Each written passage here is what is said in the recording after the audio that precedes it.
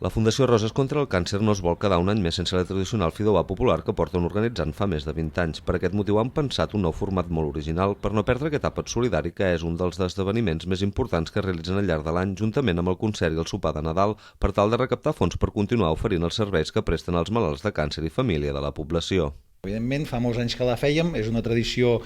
a Roses, és una tradició la Fundació, la gent l'espera en candeletes, i ja ens sabia molt de greu no poder-la fer per tot això que està passant. I vam decidir que, ens va costar una mica perquè ens fa una mica de respecte, sincerament, perquè no sabem la resposta que tindrà la gent, perquè és un format totalment diferent,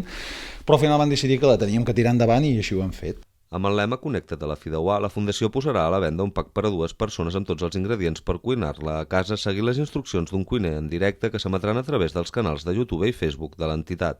Hi haurà un fumet, un litro de fumet que ens regalen els pescadors de Roses, hi haurà un pack de 200 grams amb el peix, gambes, camarlà, sèpia, hi haurà